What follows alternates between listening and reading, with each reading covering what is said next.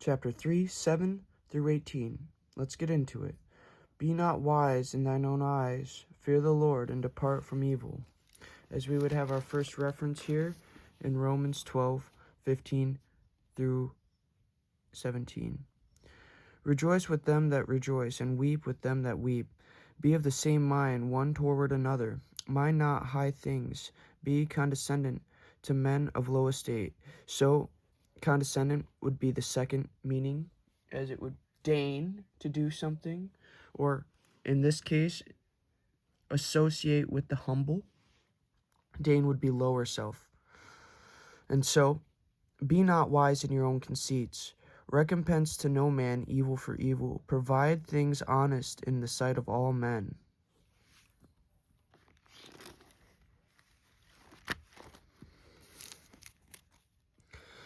It shall be health to thy navel and marrow to thy bones, as the rest of the references will be provided below. Honor the Lord with thy substance and thy first fruits of all thine increase. The first verse we would be referencing for that would be in Exodus 22, verse 29. Thou shalt not delay to offer the first of thy ripe fruit and thy liquors.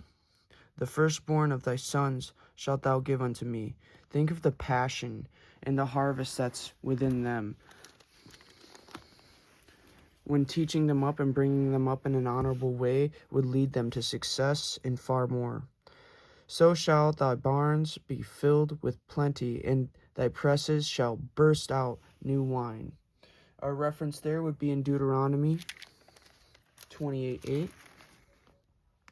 The Lord shall command the blessings upon thee in thy storehouse, and in all that thou settest thine hand unto, and he shall bless thee in the hand which the Lord thy God giveth thee.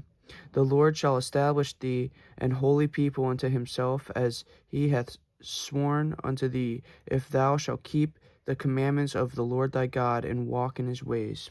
Acknowledge him in all thy ways, and he will guide thy path, would be verse 6. My son, despise not the chastening of the Lord, neither be weary of his correction. And so this would be in Job 5:17, as there would be much to see here. Behold, happy is the man whom God correcteth. Therefore despise not thou chastening of the Almighty. Those refining tribulations should purify us, as wisdom goes far beyond tribulation. It's something that follows us the rest of our days. For whom the Lord loveth he correcteth, even as a father the son in whom he delighteth, as it would guide us. Those disciplines and those responsibilities that we would have only help us to grow. Happy is the man that findeth wisdom, and the man that getteth understanding. In verse 13, we would have Proverbs 8:32, 34 through 36. I'm adding 36. Now therefore hearken unto me, O ye children, for blessed are they that keep thy ways. Blessed is the man that heareth me, watching daily at my gate, waiting at the posts of my doors. For whoso findeth me findeth life, and shall abide for favor in the Lord. But he that sinneth against me wrongeth his own soul. All they that hate me loveth death, as life is found in source. For the merchandise of it is better than the merchandise of silver, and the gain thereof than fine gold. She is more precious than rubies, and all the things that thou canst desire are not to compare to her. Length of days is in her right hand, and in her left hand riches and honor. Her ways are ways of pleasantness, and all her paths are peace. She is a tree of life to them that lay hold on her, and happy is every one that retaineth her.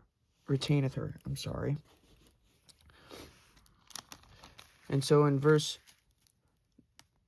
1 in chapter 9, wisdom hath built her house and hath sown her 7 pillars. So we're talking about her, and it is wisdom.